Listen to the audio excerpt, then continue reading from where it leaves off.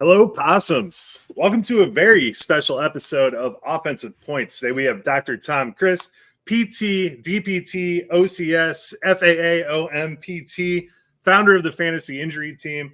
Go ahead and follow them at injury_fantasy, and then follow Tom personally at Fantasy Injury T. So, guys, last time we had Dr. Tom on our show before the season, we talked where Cooper Kupp had just hurt his hamstring. Tom went on to tell us that it's 5 times, if I remember correctly, more likely to happen again. And then sure enough, Kupp missed the first 4 weeks of the season. So this stuff's really important. Today, we got some names for Dynasty purposes that we need to follow along with. And while you're at it, go over to the IDP Plus shop and buy yourself a Possum t-shirt because it looks really fly. Josh, Billy, Tom, what's up? What's going on, fellas? Happy to be back on. Thanks for having me. Absolutely, Tom. Glad you're coming back again. I'm surprised after the first one, you were like, all right, I guess we'll do one more. I don't know if it was in your contract to do 2 at least, and you just had to follow up, and that's just the kind of person that you are. By the way, you both have possum shirts on. I didn't get the memo. Like, I'm kind of hurt.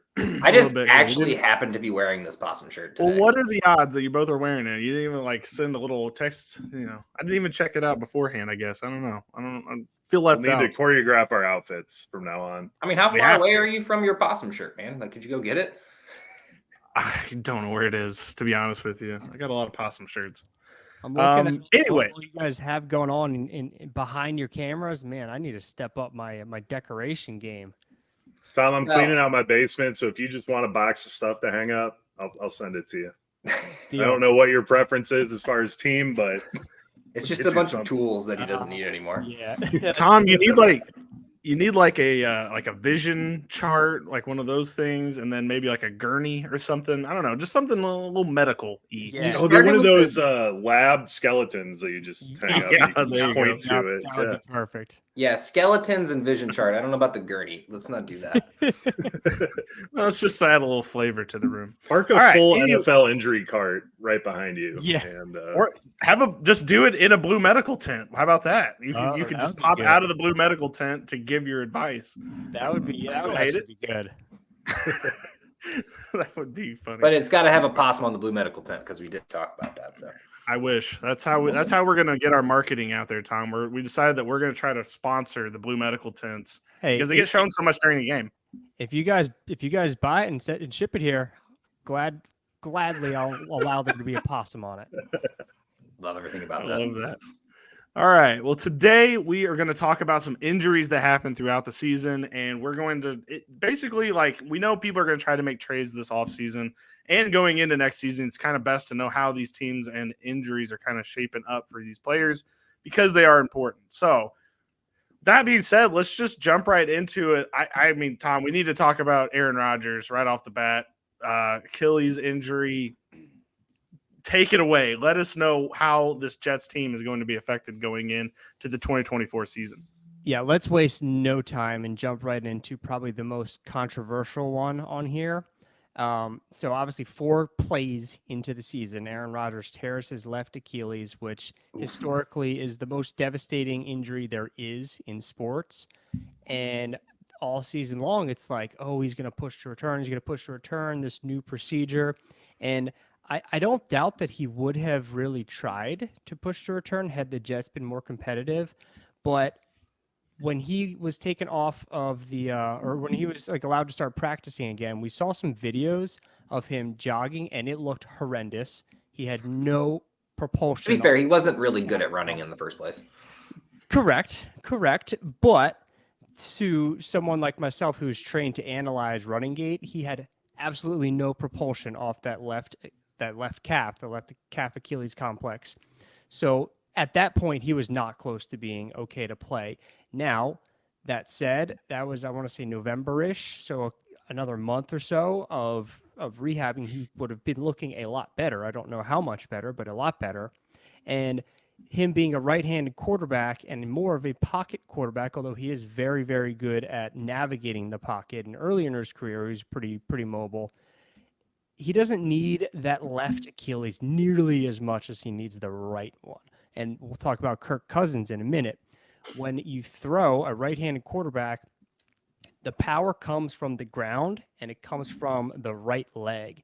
And the ability for the calf and Achilles complex, I'll say that together because the calf and Achilles they need each other to function. They push violently off of that right leg, including the calf and Achilles contracting. So the left Achilles in Rodgers' case, it's not creating the throwing power. The right one is, which is intact, not injured. So next season, I have no problem seeing him return to the player he was his last healthy season. So, and in this Jets offense that has a lot of talent on it, that could be all they need to make a deep run like we expected them to this season. So totally on board with Garrett Wilson, Breece Hall, whoever else they add next season. And Rodgers himself may even be a valuable fantasy quarterback next year. Yeah, I think we just did our mock and we had them taking a tackle because something needs to be done with that line on there. So is there any concern with him navigating behind a poor offensive line with that Achilles at all? Or yeah. But again, the Achilles it's more going to impact your straight line, like acceleration, top end speed. Whereas if you watch a quarterback navigate the pocket, it's more shuffling. Mm-hmm. It's almost like a basketball player playing defense, shuffling. So that is not going to be quite as impacted as a receiver or running back who needs to accelerate off the line as fast as possible would be. I mean, the good news is they'll have 1 full year almost to repair this. And if it isn't, I mean, that's good to hear that it's not going to be something that should bother him. Obviously, you know, he's still playing on MetLife turf, so who knows how that's going to work out. But that's a good point. Yeah, I mean, we saw Breece Hall really break out at the end of the year. We're waiting on that Garrett Wilson one, so stay tuned. It should. I just feel bad for the Jets, man. They just seem to be cursed over and over and over again. It was just when that happened, 4 plays in, it's just like there goes the season. And then I personally took the I'm going to come back as just hyping up the team, trying to get the team to be hyped. I didn't really personally think he was ever going to come back, but you're kind of saying there was a chance.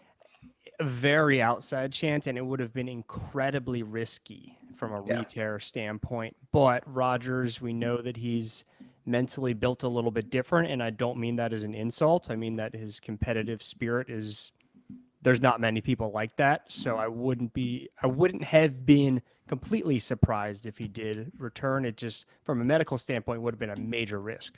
Well, and also the healing powers of ayahuasca as well would have helped. That's true. Yeah, and the sacrificing a goat and whatnot.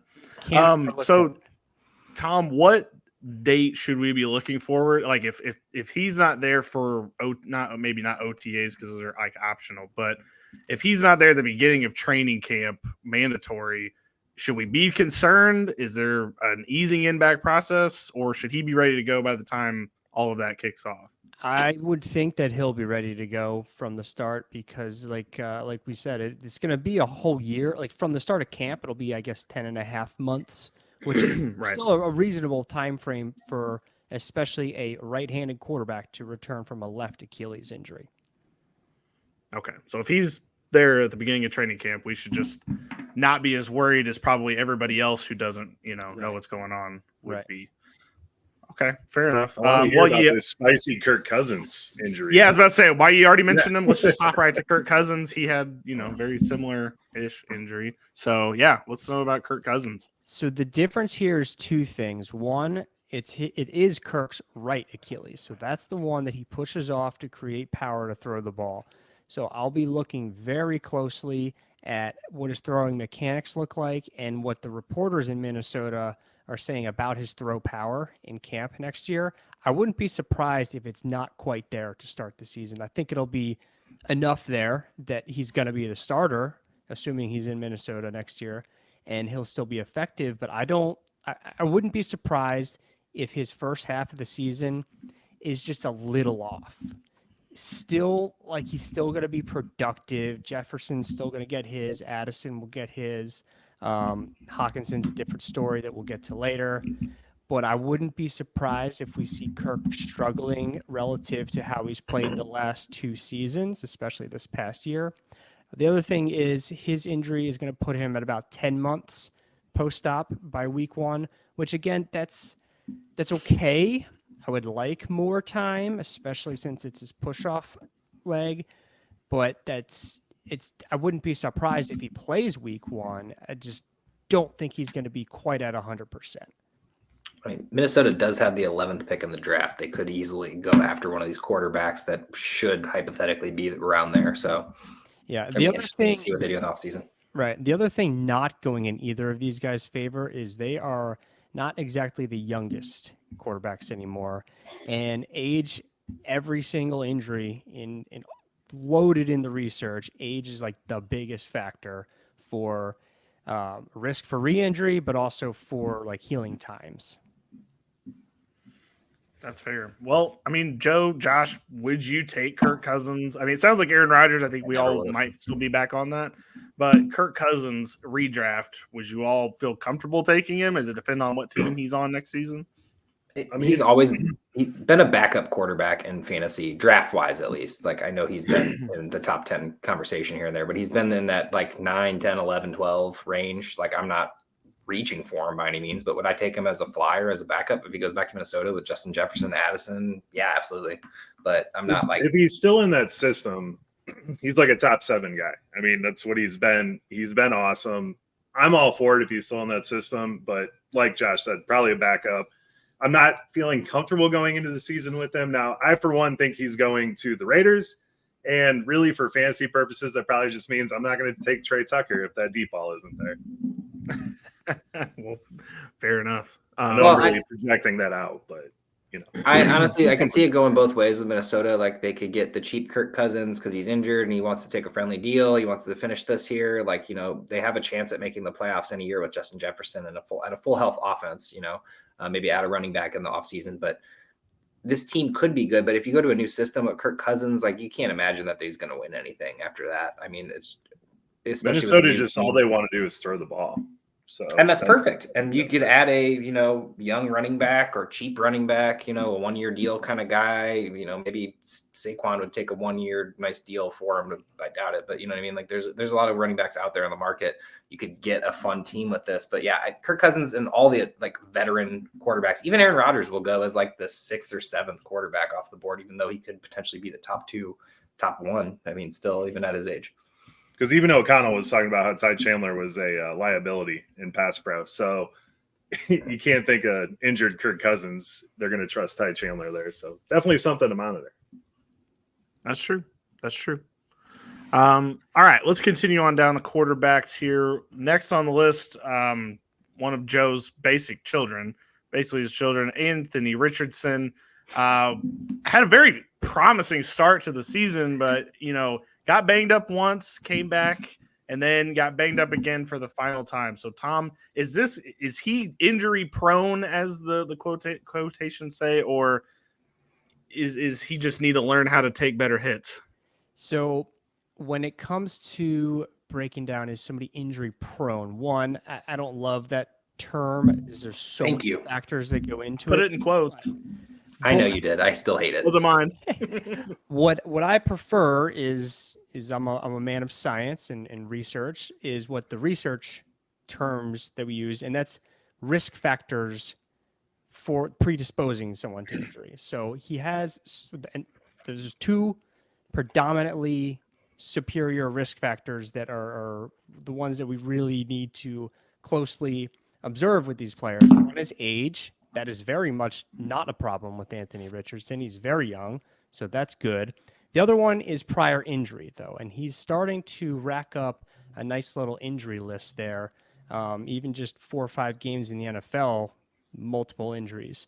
So he's definitely got that going against him, but again, the age is in his favor.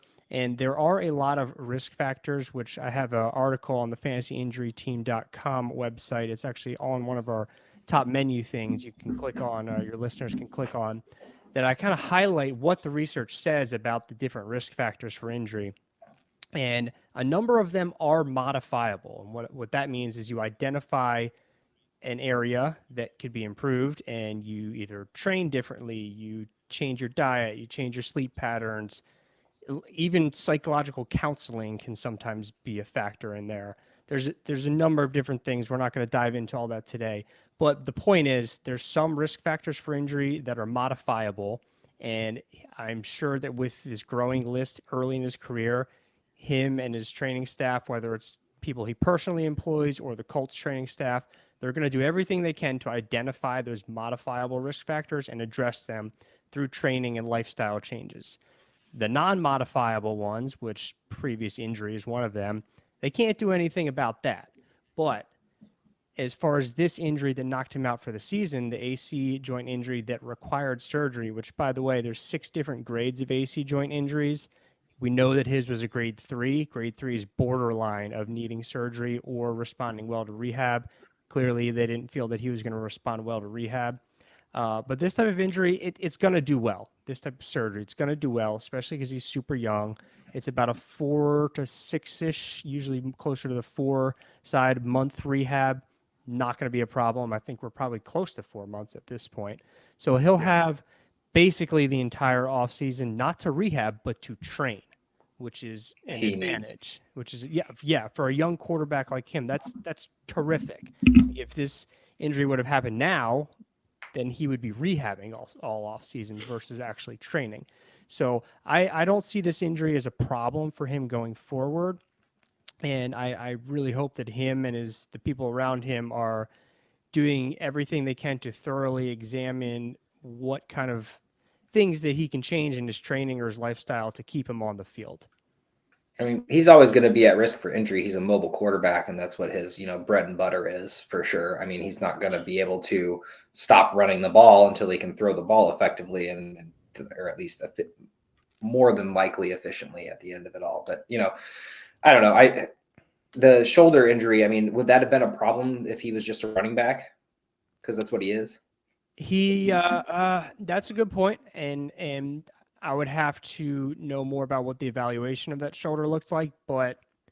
So was it more of a throwing in? My real question, that was a little stab at Anthony Richardson, but my real question is, if he was not a quarterback and didn't need to throw, would that have been a playable injury at least earlier? Yeah. Or would he? Yeah, that's where I'm going with it. Possibly, very possibly. I think they would have been less quick to go to surgery. At least they probably would have given him 2, 3, 4 weeks to rehab. Whereas I think it was within a week they were like, "Nope, he's getting surgery." Yeah, so, it was quick. Yeah, if he was a different position, they probably would have rehabbed it more before then being like, "Okay, this isn't going to work. Let's get surgery." I mean, might as well get it if it was a throwing arm, right? I mean, yes. You can't throw a ball with that. You might as well get it done as soon as possible for, like what you said, to be able to train in the off season and exactly continue to learn as a young quarterback. Yeah, running back. Okay. Anthony Richardson's awesome. I hope the rehab goes well. I mean, basically, Jalen Hurts and Anthony Richardson are the same quarterback. So if we could see him have the same type of result there, then we'll be good. I just had to throw that one at Josh. I was about to say, I appreciate it. It's kind of like if Jalen Hurts evolved into a different.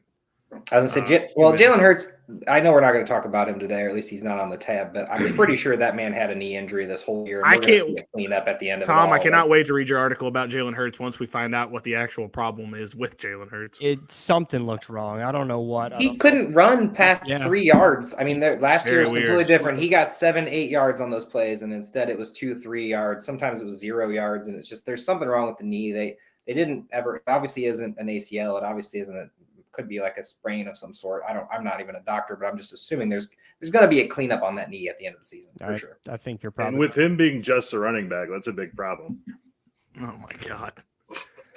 Jalen Hurts has thrown for over 250 yards, or 220 yards, I think is Anthony Richardson. You two are off to a great start here. Well, let's get on to a more controversial quarterback. That is Deshaun Watson. Tom, at times this season, it feels like Deshaun Watson was against the training staff on the Cleveland Browns about his own injury, was only kind of listening to his people. How do you feel about that? And how do you feel about him coming back next season when he doesn't appear to trust the people that are trying to help him? This one I have a lot of thoughts here. So for a good month, maybe even more, they were reporting it as a rotator cuff contusion or shoulder contusion. A contusion's a bruise. No bruise lasts a month, especially in somebody young and healthy like this. And if you look back at my Twitter timeline from months ago, I was on this saying, this is definitely a rotator cuff tear. Like, this is not a bruise. A bruise does not last this long. And sure enough, they later confirmed it was a tear of the subscapularis muscle, which is a muscle right here, like in your armpit. And that it really initiates the forward motion of a throw.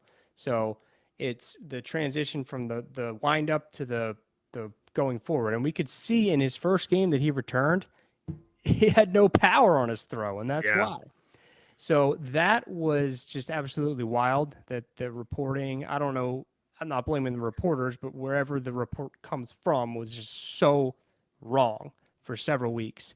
Then he finally comes back from that and looks good, and then he breaks his scapula or his shoulder blade.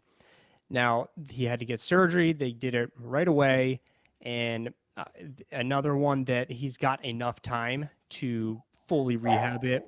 He'll probably still be doing some rehab before he can really start training in full, but by OTAs, he should be totally fine, good to go. And, I mean, he really started to look like he was getting it together before getting hurt. So another, what should be a full off season and a full camp to run the offense, develop chemistry with his receivers. He should be in a much better spot next season. Now, to me, not being a doctor, that sounds like an injury that would probably. What are the odds that I'll have to have a cleanup procedure with scar tissue on something like that? So that's I'm interested in the operative report, which we won't get, but a bone fracture, which is what it was, should heal pretty well, should heal pretty cleanly. Now, we know that there is a tear to the subscapularis muscle, which is one of the rotator cuff muscles in that same shoulder. So I wonder if they repaired that while they were in there. Because, like, why not? I mean, it would depend how severe that tear was. If he was playing through it, it may not have been that bad.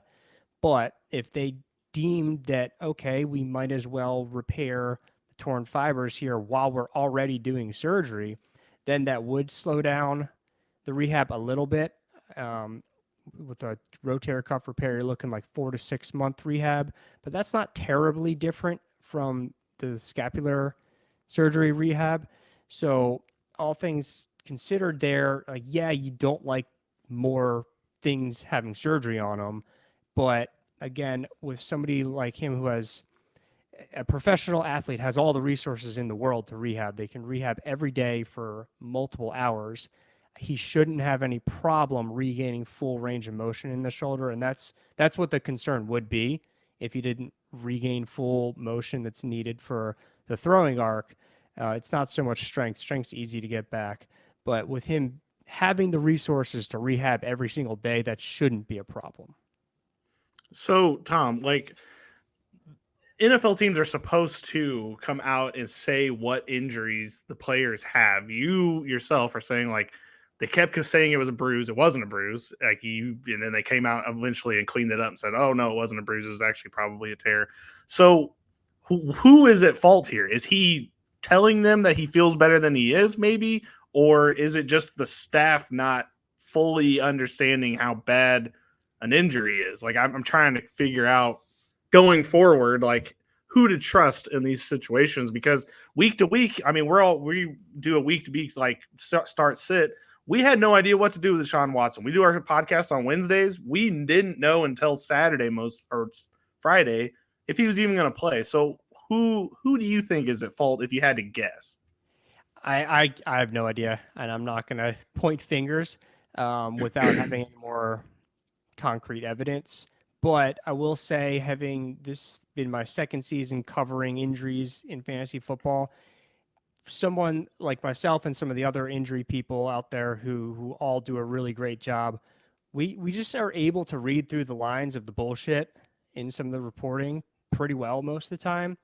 So I would say just follow all of us on Twitter. There's a number of good ones, the number of good people covering injuries. Obviously, we don't have all the information. We have the same information you have, but we know the medical jargon. We know the typical timelines for healing. We know how to analyze the videos, which nowadays, whenever somebody's injured and they're trying to get back to playing, there's always videos on the internet of them in practice. Yeah. And we're able to see, okay, that does not look good, or that does look good.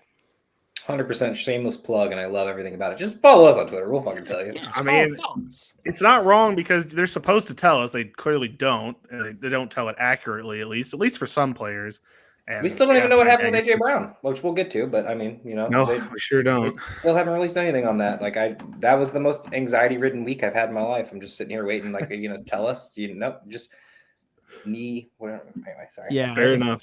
Just we'll go real quick there. Another shameless plug here. Follow the Fantasy Injury Team on Instagram. I put out an awesome video on AJ Brown. It's definitely an MCL injury. Definitely an MCL. If it was anything more severe, like an ACL, that would have been revealed to us. Immediately revealed. Like there was probably a chance that he could play week 2 or week 3 if we made it further. Correct. But but it was just weird that they didn't say anything at all until the Saturday, whenever he didn't practice any of the days of the week, and said basically, what did they say? Knee sprain. Yeah. Well, you got to keep in mind there is some strategy there to not letting your opponent know what or who to prepare for. 100%. Don't worry, they prepared just fine. Yeah, clearly. I just want to point out real quick here that Josh is due to have a baby here in a couple weeks, and AJ Brown's injury was the most anxiety-ridden week that he's ever had. Well, that hasn't happened yet. I know. I was about to say, that's coming. Don't worry. It'd be quite the month. Can't wait, man. I'm ready for it, right. honestly, dude. I don't have to do any of the work, so it's easy for me to say. Excited to meet him. Before we move on, I saw Adam Schefter just tweeted out that the Dallas Cowboys are making 0 coaching changes, which I wish we had a laugh track because that's probably what we play right here. Don't really need to discuss that too much, but that is a funny thing that just happened. Just to clean up the quarterbacks, can we talk about Joe Burrow and Daniel Jones quickly? We can talk about Daniel Jones. He doesn't need to be the starter on that team. We don't need to talk about him anyway. But Joe Burrow for sure, because I'm not going to say the IP word because we're the sentence because we don't like that. But Joe Burrow has had quite a few injuries. I know his risk factor might be a little bit higher than most people. But what can you tell us about Joe Burrow going into a season where he's coming off another injury? Well, if we think of his 2 main injuries, the ACL his rookie year and this wrist injury now, those are both freak injuries, especially being a quarterback. Those are injuries where it's just you get hit the wrong way, you land the wrong way. And being a quarterback, he's not running quite as much, so any potential lingering effects from the ACL are not going to be magnified with him the way they would other positions. The wrist, that is a non-weight-bearing joint, so any kind of wrist, elbow, even shoulder injury, it's usually just happens to you getting tackled in the perfect way to create that injury. It's not anything intrinsically that's a problem. So did that happen in the previous game? Or I mean, I doubt he's getting tackled in practice, but it seemed like it would be something like tackle, but he was wearing the brace on the way there, and then he tried to play through it and then basically realized he couldn't. But they're not going to tell us because there's a whole investigation about it. They're not going to tell us. And ultimately, it doesn't matter. This type of injury, it's only going to happen with a big mechanical force like getting tackled and falling on your wrist. They haven't revealed exactly which wrist ligament was injured, but if you look at the rehab timelines for the different wrist ligament surgeries that exist, we're looking at about a 3 to 6 month rehab for a thrower. It's going to be more that 6 month till they're really, really doing what they need to do. Like if he was a desk worker, I would discharge him after 3 months, but a thrower, you really got to get everything out of them. But that timeline still is going to allow him to be full go for camp, full go for week 1. And he shouldn't have any ill effects from this.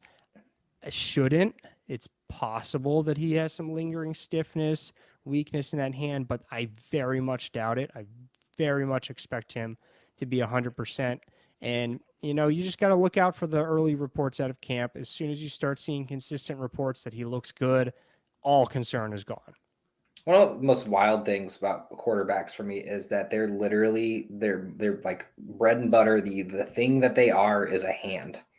Like out of it all, like obviously, yes, they need legs and everything else to play football. But like in reality, like if you injure, like for Jalen Hurts, for example, broke a finger, hitting the back of a helmet, breaking a hand or a finger, it's happened to several and thousands of quarterbacks and still will every year.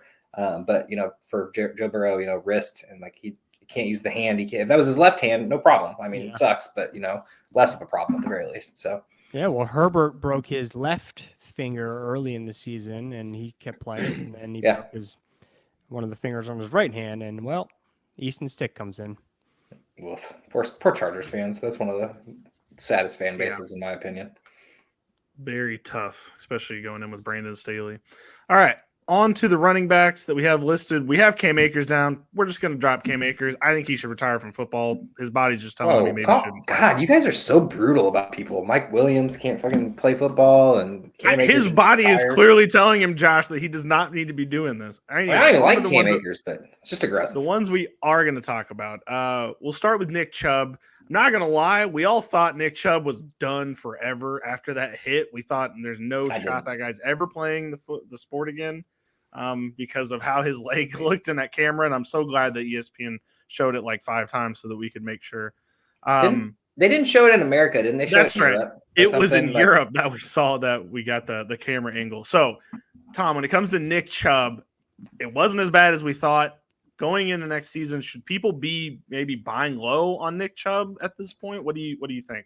So it actually was as bad as we thought, but the initial reports were that it wasn't. And this is where, again, following us injury nerds on the various social media platforms is valuable because somehow, some way, the original reports was only an MCL tear. Well, if you look at the injury, there's no way in hell that that's possibly all that could have been injured. And times, or not a lot of times, but occasionally what will happen is the MRI will be a little inconclusive for certain tissues.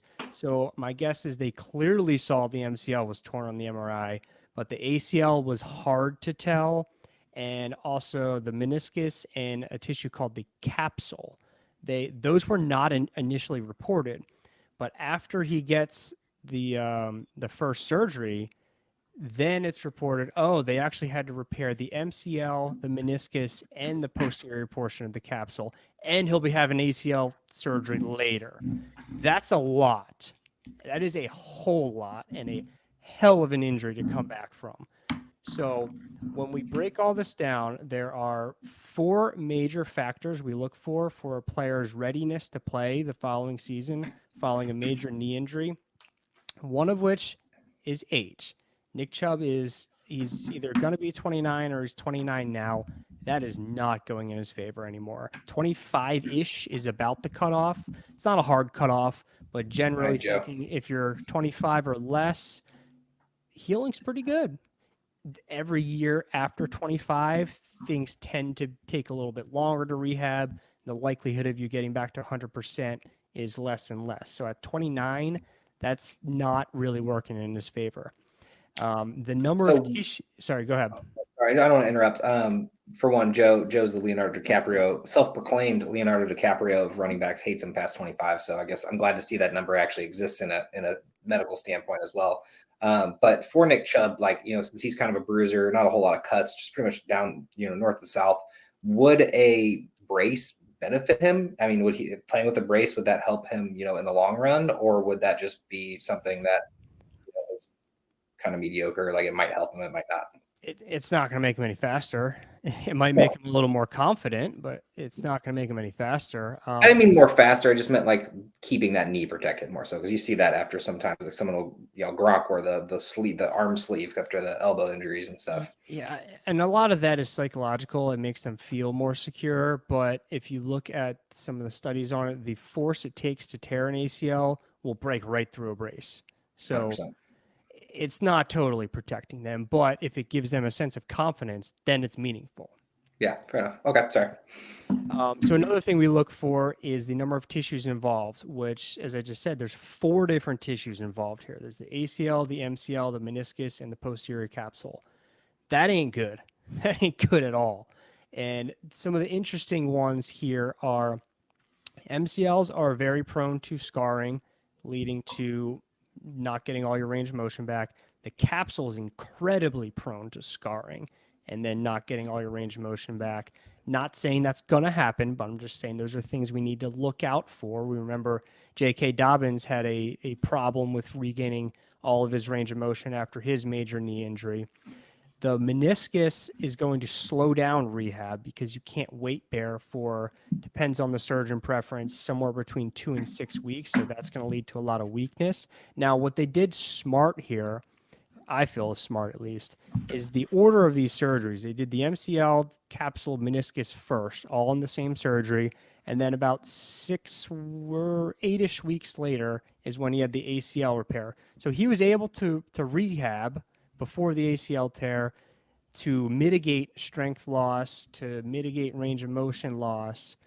And then they do the ACL tear, where even though the ACL is a critical ligament in the body, the precautions after purely an ACL tear are not much. Like, you can fully weight bear and you can usually push almost full range of motion right away. It's just when there's all these other tissues involved that it really slows things down. So I do like the order that they did the surgery in. But still, it's so many things that were being repaired. Now, the third factor we look for is the timeline, and it's not the timeline from injury to week 1. It's the timeline from surgery. In his case, the second surgery. So he'll have 9 months and about 3 weeks, which is okay. If that was purely an ACL tear, I wouldn't be surprised if he played week 1, not at 100%, but close. But with all that we've just talked about, yeah, it's possible he could pull a Javonte Williams and be ready to go week 1, but I don't think he's going to be anywhere near 100%. And the final factor we look at is, are they just an objectively freak athlete? I would say that's in his favor. I mean, this guy's incredible, so strong, so good at what he does. But overall, he's got a lot of things working against him to be effective next season. So week 1, the fact that injury, he tore those same 3 ligaments in, I think it was 2015 at Georgia. Is that playing into this at all? I mean, that's 9 years apart, but is there's still some damage and scarring in there from before, maybe? Probably. The quality of the tissues not quite as good anymore, which makes it harder to repair them successfully. With an ACL, that's usually not going to be the problem because they will typically harvest tissue from elsewhere, insert it where the ACL used to be, and it creates like a scaffolding for it to kind of repair itself. So that one, not so much an issue, but some of the other tissues could be. But also we know that these types of major injuries really ramp up the rates of arthritis development, thinking Todd Gurley, Jay Ajayi situations there. Now, prior to this season, I didn't hear anything about that with Nick Chubb. I heard nothing about any problems with his knee. And that's not the type of thing that happens overnight. That's the type of thing that happens over years. So I wouldn't expect that to occur until he's in probably his 30s, at which point running backs are typically out of the league anyway. But yeah, that's definitely not helping him that he had a major injury in college. That's just the first thing I thought about when I saw that happen. I was like, I'm pretty sure that's the same knee. But so I mean, obviously probably not likely, but week 1 is technically not out of the question at the moment for Nick Chubb. At the moment, no. There's a lot of hurdles for him to pass. I absolutely hate when we hear reports right after surgery, oh, he'll be ready week 1. Yeah. Oh, of course. Yeah, I mean, there's freaking 9 months until it. Yeah. So we just got to stay tuned. I would say from a dynasty standpoint, if he's on your roster, I would do everything you can to move him, get what you can for him. Redraft next season, I mean, we'll just be tuned into camp to see where he's at. But I picked him at 6th overall in my half-point PPR redraft league. He should not be going anywhere near the first round. Maybe like a 4th round, something like that. I don't even think that. I mean, I think. Yeah, there's been a lot of steals at running backs for these kind of injuries. Breece Hall slipped down the board. Kamara was just a suspension, but out for the Javonte did for sure. Yeah, Javonte slipped way down the board, but I mean, was not that productive though. I was gonna say I don't personally think it was his fault that team was not productive as well, but at the same time, he was not as productive as I had imagined. It was a rough year. So, all right, well, I mean, that kind of answers the question. Then, if you do have Nick Chubb, might be time to send him out to pasture on somebody else's team that'll maybe give you a first. Honestly, I feel like any news this offseason of like Nick Chubb looks like he's going to be ready, that's the time to strike, because I don't know about a first. I don't think anyone's given up a first for Nick Chubb right now. But I've seen crazier. But that's fair enough. You're right. You're right. Somebody might bite just on name value alone. Okay, well, let's get into J.K. Dobbins. Look, I don't know if he's going to be back with Baltimore next season. I feel like there's just a certain point. There's just too many seasons that end quickly, but he might end up on another team. So you quickly run us through J.K. Dobbins. This one was just really tough to see because this is a guy we know how passionate he is and how hard he works and just an elite talent coming out of school. And he has that major knee injury that took a really long time for him to get over. And then coming into this season, it was like, all right, he's back. He's ready to roll. He's on a really good offense. It's really going to feature him. And week one goes down with the Achilles tear, which we just talked about is the hardest injury to return from, especially for running backs. I mean, we've seen 2 running backs ever somewhat successfully return from an Achilles, and those are Cam Akers, who really wasn't even that good.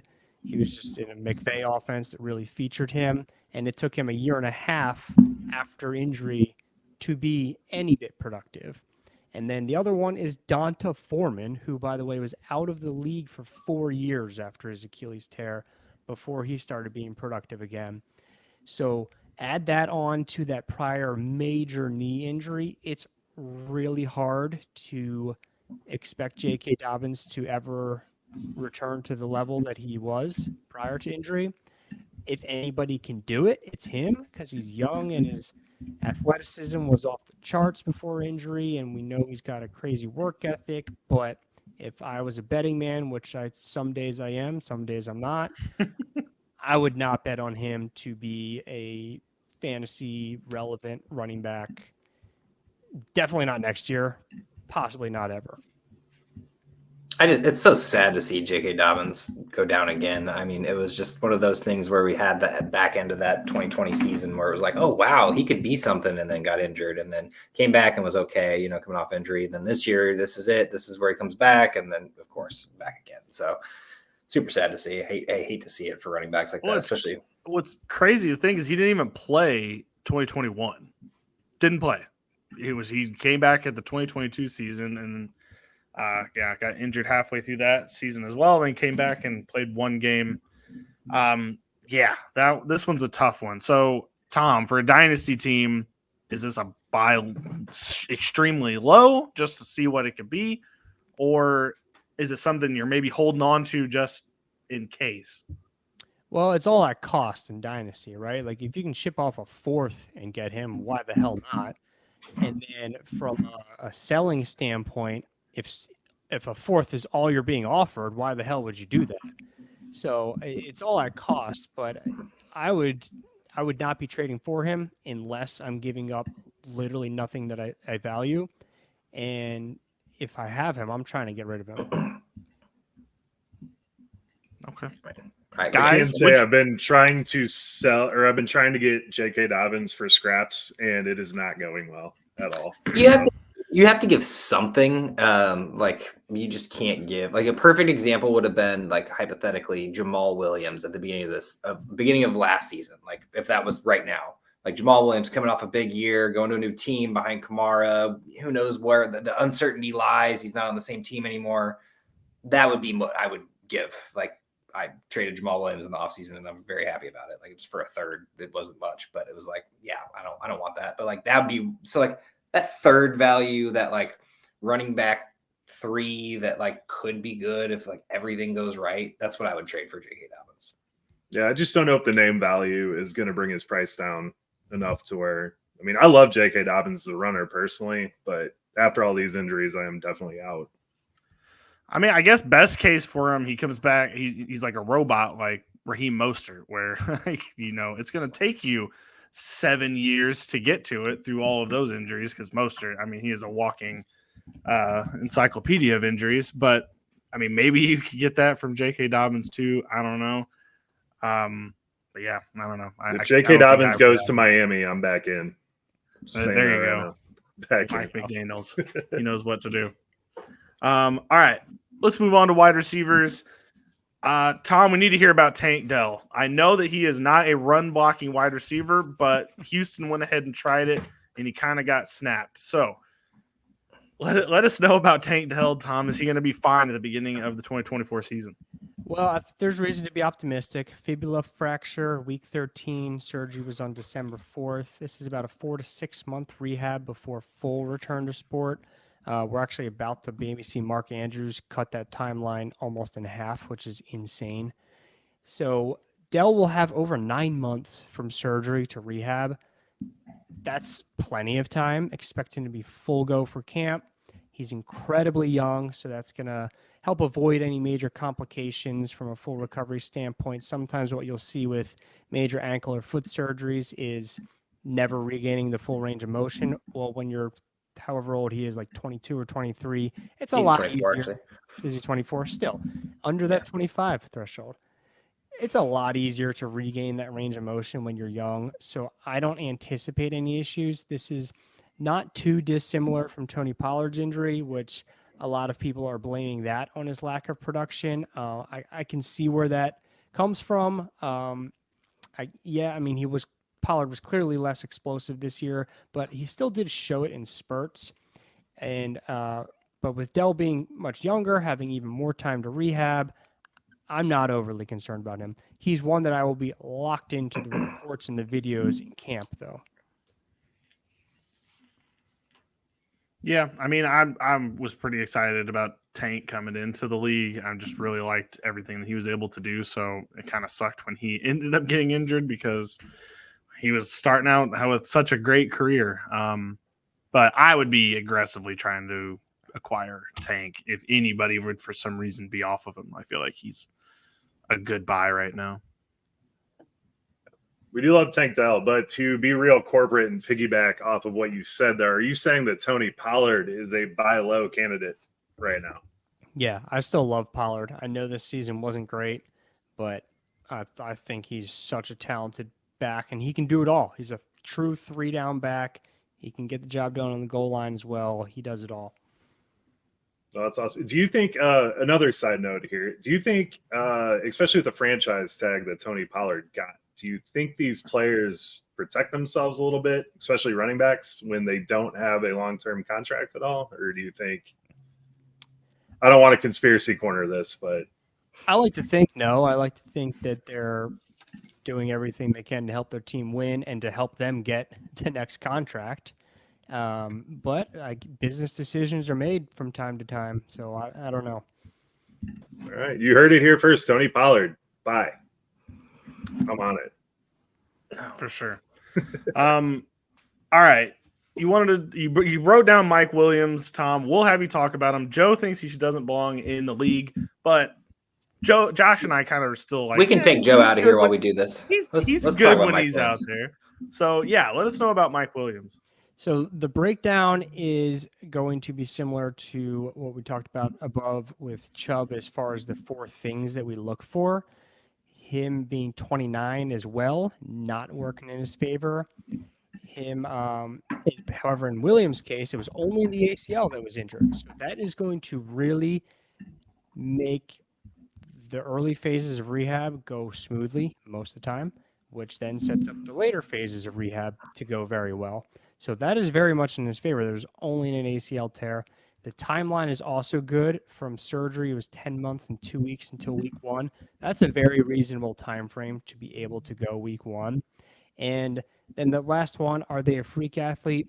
He makes some really, really athletic plays. He is getting older, so I don't know how many more jump a million feet in the air and land really hard on your back and somehow get up and keep running plays he has left in him, but his athleticism is definitely in his favor. So I would expect, as long as there's no major setbacks in rehab, which so far we have not heard of, I expect him to be ready to go for camp in week 1. Will he be the Mike Williams that he's been the past year or two? Probably not right away. He'll probably be wide receiver 3 for fantasy purposes. That's what Mike Williams is, though. Sorry, Joe, I had to get that for you. I'd call it a For 4, sure. but whatever. Except for the one contract year, of course. That's true. Well, we all should have known. All right, before we move on to wide receivers, you didn't have this one listed, but I do have to ask. Christian Watson seems to have a hamstring designation every week that he's playing. Tom, is it just something about his hamstrings, or is there something that needs to heal in the offseason? What is it about Christian Watson's hamstrings that lands him on the questionable thing every week? He was out for a while too because of it. He was out 5 games too, but he's what does he need to do? In his 2 seasons, he's had a lot of hamstring injuries. So one thing to consider is when you have a pretty significant tear of a muscle, it heals, but it doesn't always heal to the same capacity that it was before. So some of the scarring that lays down, it's not contractile tissue, meaning it's not muscle tissue. It's replacement to kind of bridge the gaps, and it's not as strong. So the strength of the tissue is not always the same that it was pre-injury. The other thing to consider with hamstring injuries, whenever I have someone in my office with a hamstring injury, I'm trying to figure out what is not functioning properly that's leading to this hamstring getting overloaded. A lot of times it's the glutes not firing well. A lot of times it's the ankles not moving well. Sometimes it's the sciatic nerve is stuck. That was part of the problem with Cooper Kupp and Darren Waller this year. So at the top of the show, we talked about risk factors for injury, how some of them are modifiable. Those are all things that are modifiable. So he needs to get with somebody who really knows what they're doing to evaluate him in the offseason to figure out these gaps in his muscle balance or flexibility or whatever it is and address them. But the fact that these injuries, he's had multiple hamstring injuries, that's not good prognostically, because we know that the research very clearly states that a prior hamstring injury is going to significantly increase the risk for another one. A receiver like him, his game is built on his speed, well, guess what else the research tells us? When you go from 80% to that top 100% of your sprint speed, that's when the hamstring gets loaded the most. That's why we see this injury most commonly happen in receivers, because they're the one offensive position that's running 30, 40, 50 yards on pretty much every play. Whereas running backs, who, by the way, data shows no drop-off in fantasy production when they return from a hamstring injury, they usually don't run more than 5 to 10 yards on a play, so they don't have the opportunity to get to that top flight speed where the hamstring is maximally loaded. Receivers do. So Watson, especially being a speed receiver with this significant history of hamstring injuries, this definitely has a potential to stick with him the rest of his career.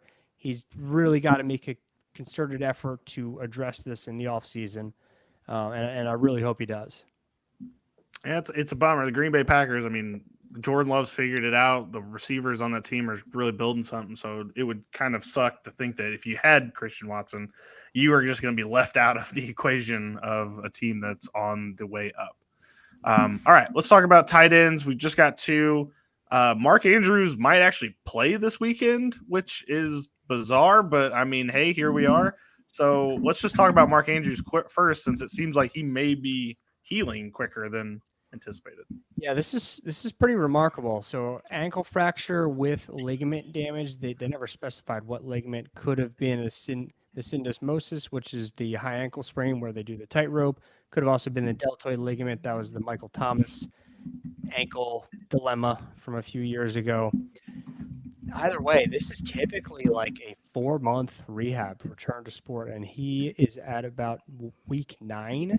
So he may be cutting that rehab timeline in half, which is absolutely insane. Somewhat of a higher risk for re-injury, but I would think the surgery is going to make that bone at least pretty stable. So I don't know that re-injury is a major increased risk. It's definitely a risk, but not like anything that people need to be freaking out about. But I very much doubt that he's got all that strength and power back in that leg. So if he's out there, I would expect less big plays, probably more possession type receiver, red zone threat. That all could be there. Here's the thing with tight ends. They don't see as much of a hit on their stat line when they return from lower body injuries as running backs or receivers. And that makes sense because they don't need to be hyper athletic, explosive. They're just freaking big dudes, and you're not going to get any smaller by getting injured. So he still has that going for him, which can definitely make him a possession, move the chains guy, and a red zone threat. Of course, we've seen my guy, Isaiah Likely. I say that because we went to the same college, Coastal Carolina. He's absolutely stepped onto the scene and is balled out as their replacement tight end. So that's going to help Baltimore's confidence in easing Andrews back in versus giving him a big-time workload like he had before. Well, yeah, and it's just, I mean, it comes down to the fact that Andrews and Lamar have a connection, and it's just going to give them the best chance to potentially get onto the big game, which is what they want to do. Obviously, this team has aspirations, and it's very very possible that they actually do. And with Mark Andrews, it's just a little bit more. Nice to see him back, especially ahead of timeline. Definitely so. Just tape it up and let him go, right? For sure. Tom's like, that's not what I tell my clients. Well, here's the other thing, though. Let's say he does re-injure it. He's got like 7 months to get another surgery and rehab it and be ready to go week 1. Obviously not ideal, but no, I mean, it would ruin his offseason from a personal standpoint. And it would he's a football player. He gets paid to do it. Yeah. Well, and they're on a Super Bowl run that they might not get again. I mean, you just never know. Like, if you're given the opportunity, you might as well take it. All right, we'll get on to our last player on Tom's list, and that is TJ Hockenson. Very devastating injury late in the season. Tom, what should we think about TJ Hockenson by the time training camp starts? Well, this one's tough. TJ had an ACL plus MCL, and the injury occurred Christmas Eve, December 24th. But as of today, no reports that he's even had surgery yet. And that's not uncommon, especially when there's an MCL as well, because they need to let the swelling go down. And they need to make sure that he has adequate range of motion before surgery. There's a number of things that need to be in place before surgery. We've seen this with Saquon Barkley, with a number of players where the surgery is way later than when the injury happened. So if he had surgery today, January 17th, which I did not see a report that he had surgery today, that would put him about 7 months and 3 weeks until week 1. That is way below the amount of time that we like. 9 months is the cutoff from like a safety standpoint, a safety of re-tear standpoint. But really we want 10, 11 months is ideal. Players return in 9-ish months all the time, but they usually don't play very well. Thinking a couple of years ago, Chris Godwin returned in 8.5 weeks, and what happened week 1? Injured the hamstring on the affected side. Michael Gallup returned 7.5 months. Sucked. The timeline, as we've talked about before, makes a big difference, and the timeline is not in his favor at all. He is, I believe he's 26, so that's not really working too much against him. The multiple tissues, like we've talked about, that's going to slow things down. But I would say he's a really darn good athlete, so that's going in his favor as well. The other thing that we just talked about with Andrews, tight ends are typically less impacted from a stat line fantasy standpoint when they return from these major lower body injuries. Again, because they're just big dudes and they don't need to be quite as explosive. But still, this is a significant injury. Timeline's not working for him. I would not, at this point, expect him to be ready to go week 1. In fact, I wouldn't expect him to be ready to go till week 8 or 9. Of course, it's a long way to go. A lot could change, but I don't really see any way that he's ready to go week 1 at all. Like, he still hasn't had surgery. He may not have surgery for another week, 2, 3. We don't know. So this is one that we're going to have to revisit in the spring, in the summer. But as of today, I would not expect him to play till midseason. You know, I'm hearing discount TJ Hockenson and redraft, and I'm loving everything about it. Obviously not happy to hear about the injuries. What we're looking like. But to be fair, I mean, do they have to report his surgery? I mean, because, I mean, it could have happened, obviously. It's been, 3 weeks. I don't know that they have to. They basically always usually do. Like you would think they would. If every major surgery that is known to the public that the player needs this surgery that I've ever researched, it's given a date or at least like a week. Like it would be maybe an article earlier this week. So and so had surgery. Fair enough. Well, plus the doctor wants to flex that it was a successful surgery, so yeah, sure he would want that out there too, that it went well. And sometimes, all right.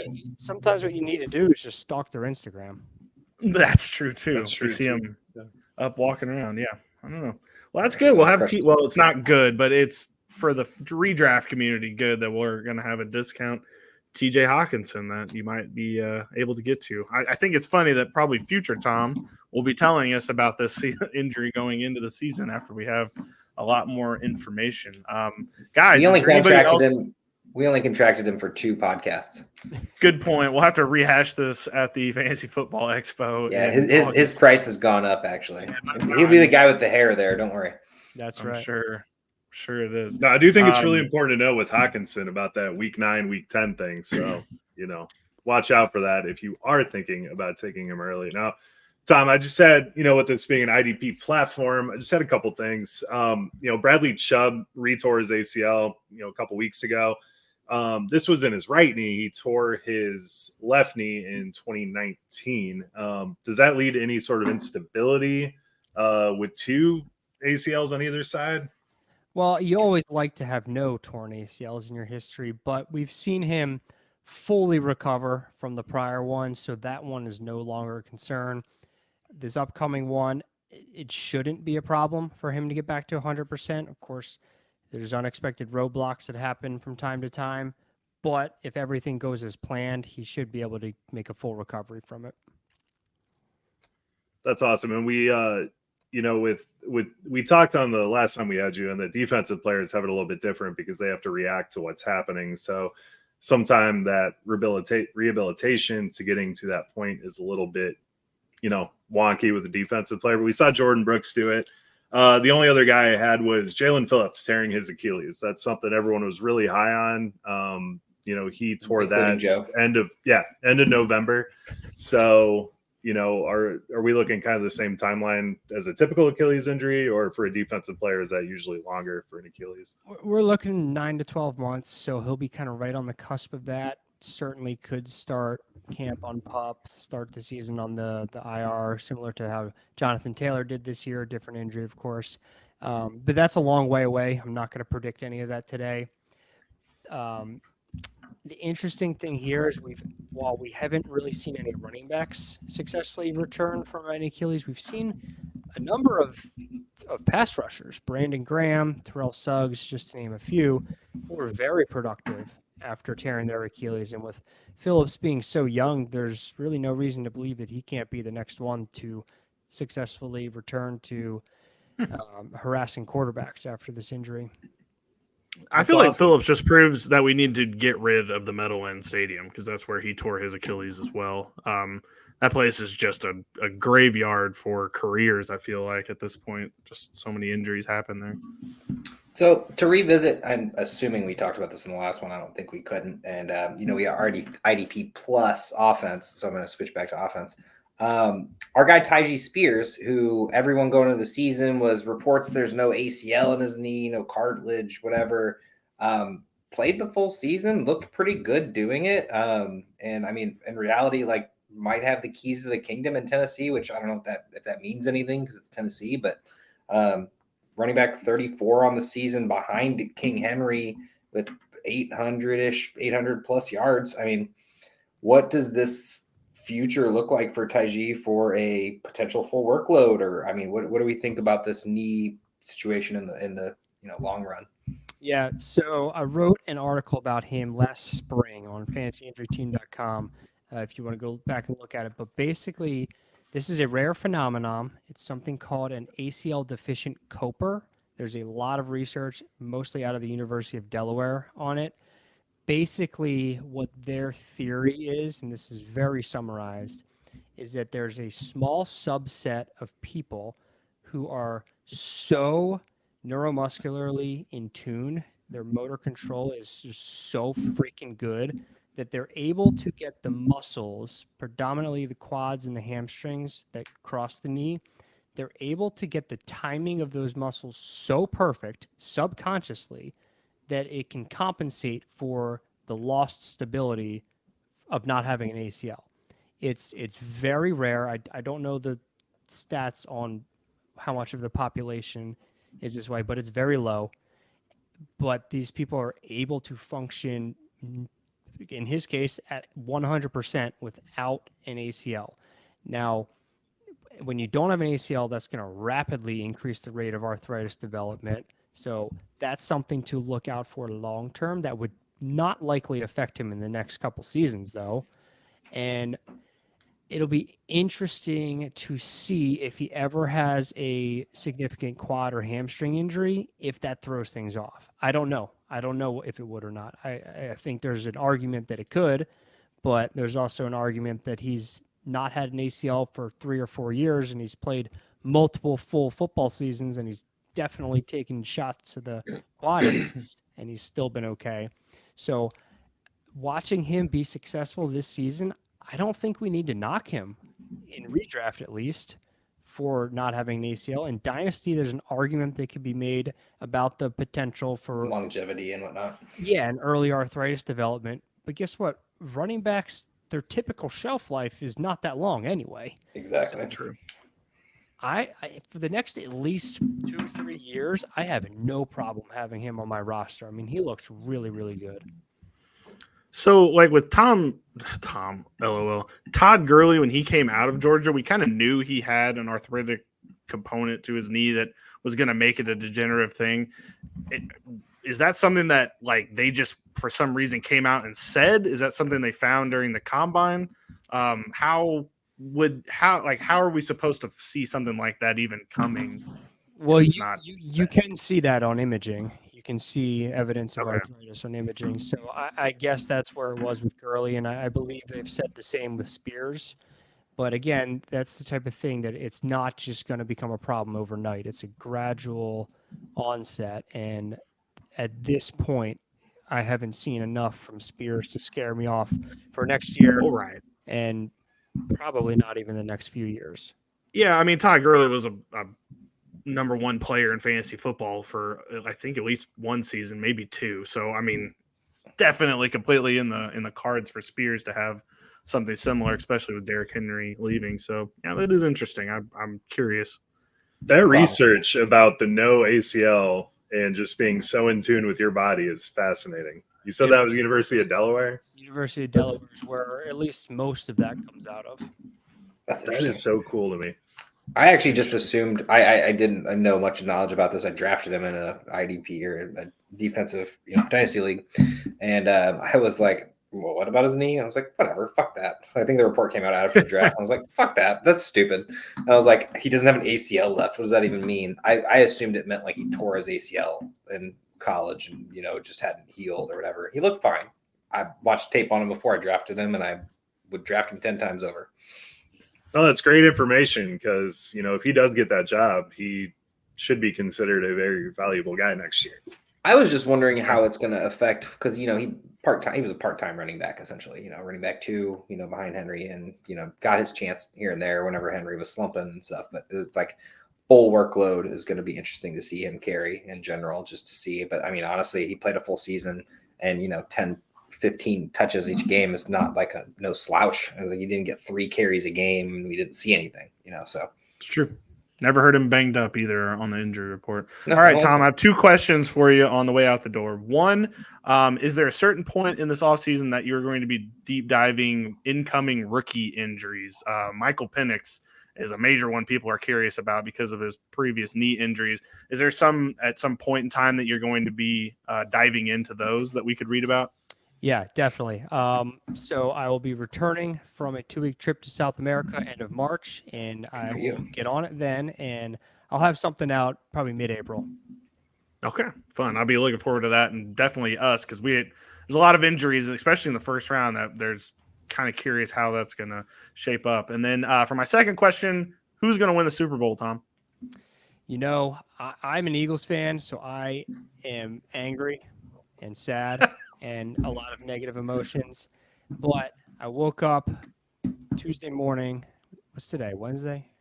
Yeah. Yep. Okay. Yeah. I woke up yesterday morning and I'm like, I want a Lions-Texans Super Bowl. And I want the Lions. Okay.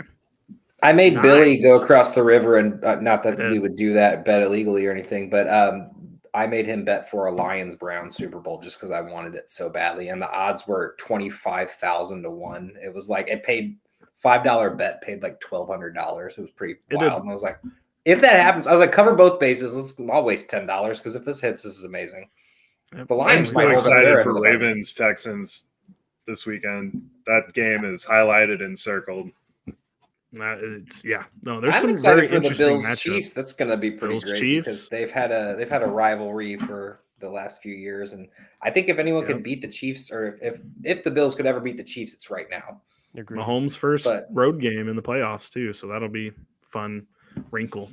And you got Baker going to play golf. It's the battle of the underdogs. I mean, both of them can't be underdogs at the end of the day. One of them's got to win. So No, I think the Lions win this. Honestly, it's if San Francisco wins, I think San Francisco ends up beating the Lions. Unfortunately, if the Packers somehow sock it to 49ers, then I think the Lions will take it. Hey, 2-1 seeds making the Super Bowl has rarely happened. So for the Baltimore and 49ers to get there. No, one of them, honestly, I think the AFC I think the 49ers have the easier chance to make it to the Super Bowl. They got to play the Packers and the Lions potentially, or the Packers and the Bucks. They can easily take that out. But the Ravens got to go play the Texans, who are a scrappy young team. And then it doesn't really matter. Pick one. I mean, the Chiefs might be the one they actually want to see but then it's Patrick Mahomes and Taylor Swift. They're going to pay for it. Yeah. Script's already written. Taylor Swift's going to the Super Bowl. She's performing because nobody cares about Usher. Can't. Okay, time out. Why did they pick Usher? Like, I don't mean to keep this podcast going for no reason, but why Usher? He has one song. Two, if you like that weird R&B shit. Okay, see, that's the thing. He does not have one song, Josh. He has plenty of songs. Got a lot. Yeah, and the dude's a great dancer, so it'll be a great show. That's just you not knowing pop culture again. Yeah, it's not pop culture. When has he made a song relevant? Since 2009?